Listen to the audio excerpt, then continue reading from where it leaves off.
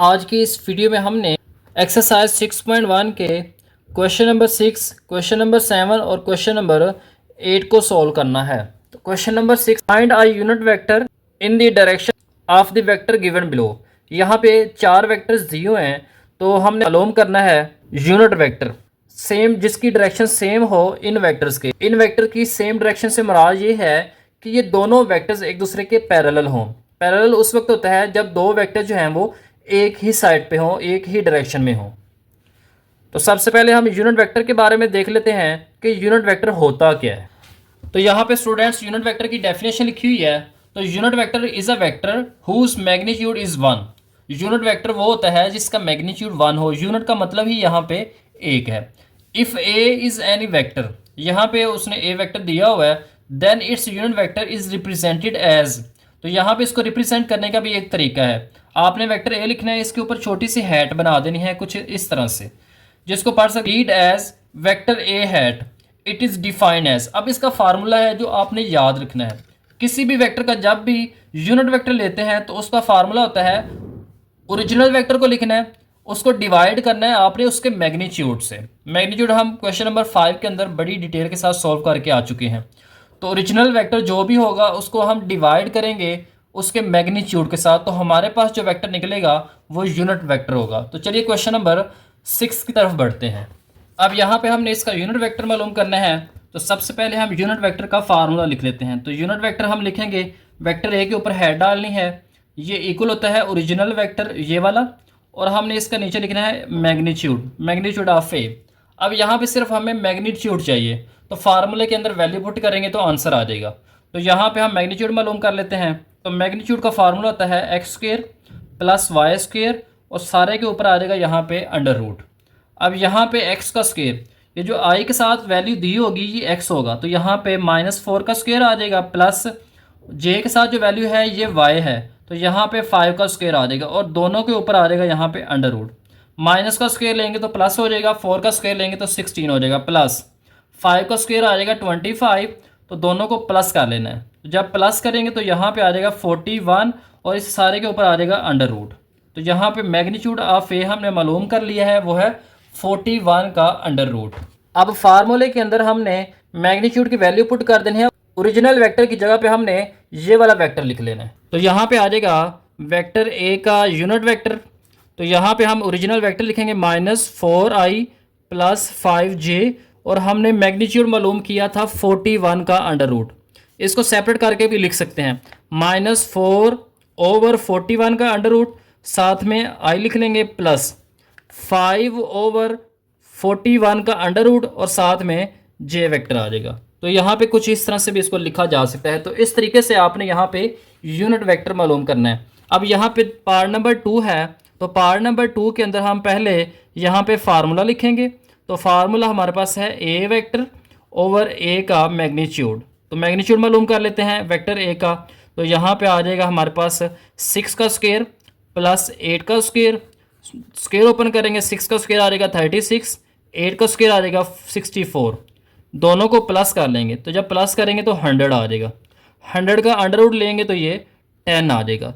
तो नेक्स्ट हमने फार्मूले के अंदर वैल्यूज पुट कर देनी है। तो यहाँ पे आ जाएगा वेक्टर ए का यूनिट वेक्टर, ओरिजिनल वेक्टर हमारे पास है 6i प्लस 8j, ओवर यहाँ पे आ जाएगा मैग्नीट्यूड, और मैग्नीट्यूड हमने निकाला है 10, तो इक्वल आ जाएगा 6/10, साथ में i प्लस 8/10, और यहाँ पे आ जाएगा j। 2 के टेबल पे डिवाइड करेंगे, 2 3s आर और 2 5s आर, 2 4s आर 8 और 2 5s आर 10, तो यहाँ पे आ जाएगा 3/5, साथ में आ जाएगा i प्लस 4/5, और यहाँ पे आ जाएगा j। तो इस तरीके से पार्ट नंबर 2 के अंदर भी हम यूनिट वेक्टर मालूम कर लेंगे। नेक्स्ट पार्ट नंबर 3 है। तो पार्ट नंबर 3 के अंदर सबसे पहले फार्मूला लिखेंगे, original vector divided by magnitude of original vector. तो यहाँ पे सबसे पहले मैग्नीट्यूड मालूम करना है। तो यहाँ पे आ जाएगा 1/6 के अंडर रूट का होल का स्क्वेयर, प्लस यहाँ पे भी हमारे पास आ जाएगा 1/√6, और इस सारे का भी आ जाएगा स्क्वेयर। तो यहाँ पे हम इसको सिंप्लीफाई करेंगे तो 1 स्क्वेयर और अंडर रूट आपस में कैंसिल हो जाएंगे तो 6 आ जाएगा। यहाँ पे भी अंडर रूट और स्क्वेयर कैंसिल हो जाएंगे तो 6 आ जाएगा। दोनों का एलसीएम लेंगे तो जब एलसीएम लेंगे तो यहाँ पे 6 आ जाएगा, ऊपर 1 + 1 आ जाएगा, तो यहाँ पे आ जाएगा 2/6 और इस सारे के ऊपर आ जाएगा अंडर रूट। तो यहाँ पे आ जाएगा ए का मैग्नीट्यूड। अब फार्मूले के अंदर वैल्यूज पुट कर देंगे, तो फार्मूले में ओरिजिनल वेक्टर पहले लिखेंगे 1/√6, साथ में आई आ जाएगा डिवाइडेड बाय।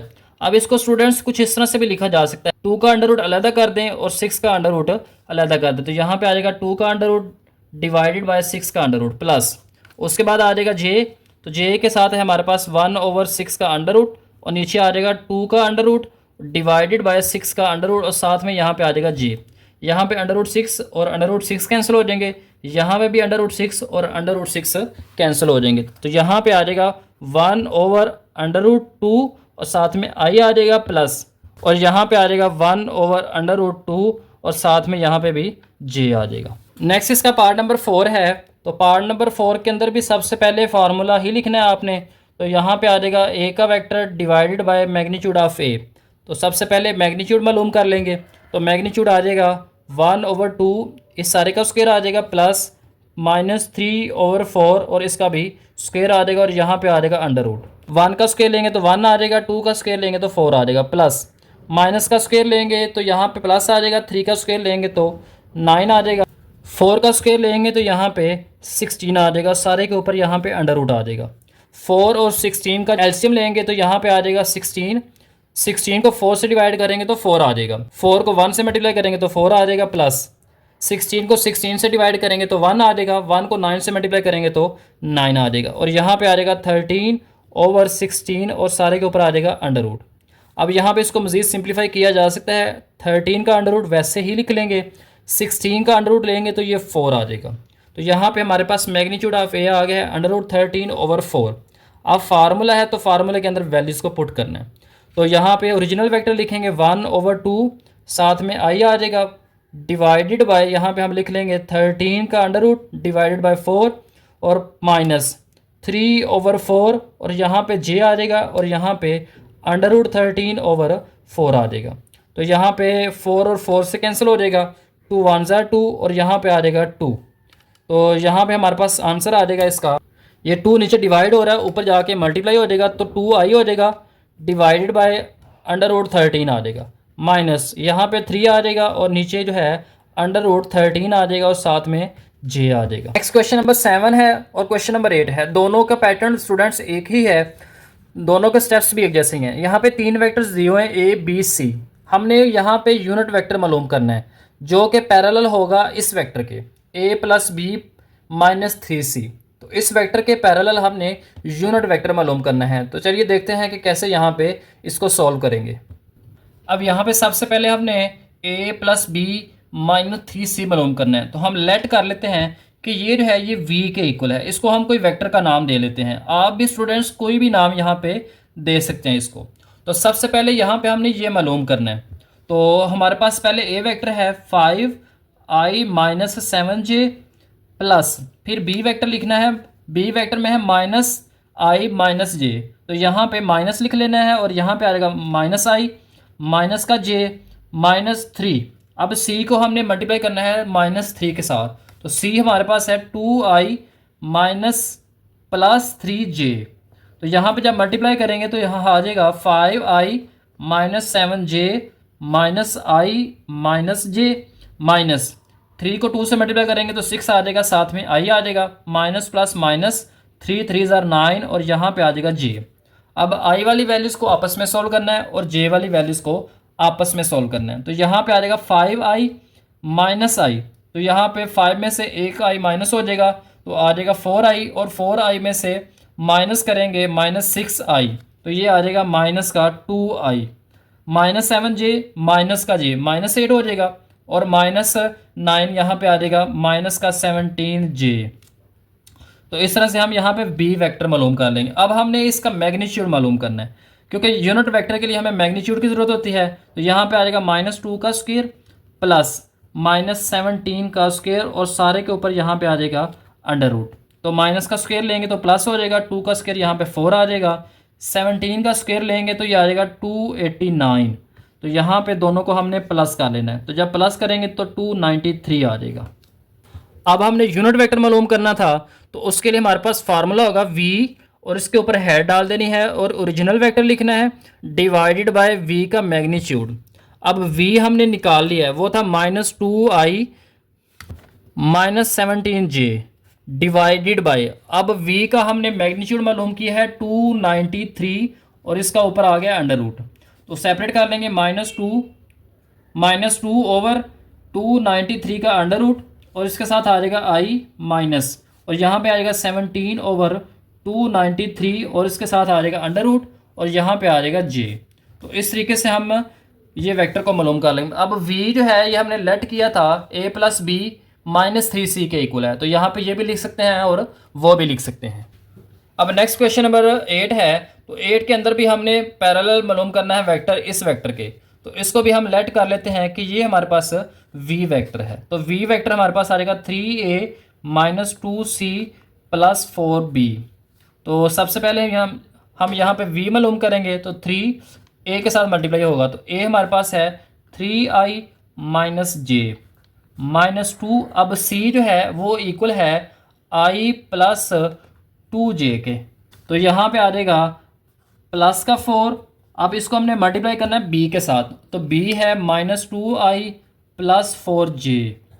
मल्टीप्लाई करेंगे 3 को 3 से करेंगे तो 9 आ जाएगा, साथ में i आ जाएगा -3j आ जाएगा। अब यहाँ पे माइनस की वजह से अंदर वाले साइन भी चेंज हो जाएंगे, तो -2i -4j plus minus minus, तो यहाँ पे माइनस आ जाएगा, 4 2s आर 8 और साथ में i आ जाएगा प्लस 4 4s आर 16 और यहाँ पे j आ जाएगा।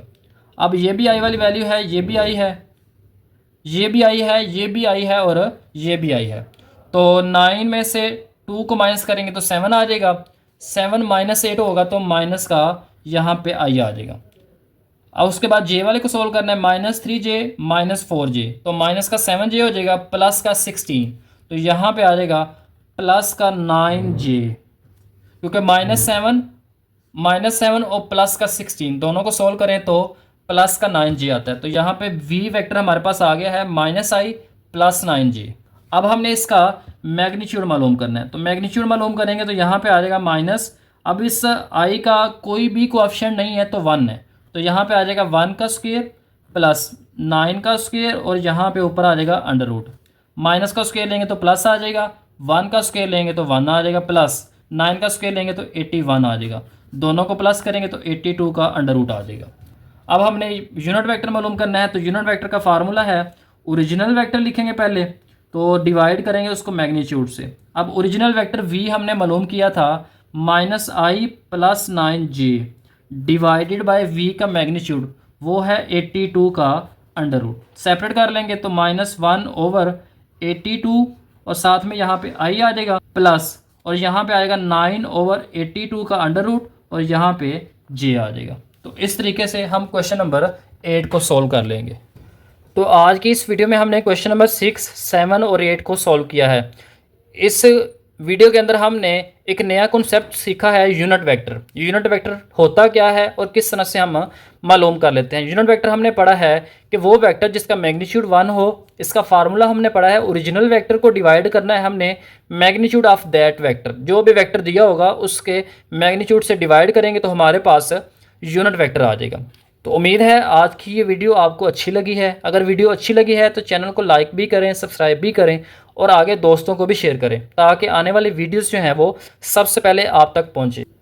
तो नेक्स्ट लेक्चर के अंदर हम 6.1 के क्वेश्चन नंबर 9, 10 और 11 को सोल्व करेंगे। तो इस तरीके से हमारी एक्सरसाइज 6.1 जो है ये कंप्लीट हो जाएगी। तब तक के लिए स्टूडेंट्स, अल्लाह हाफिज़।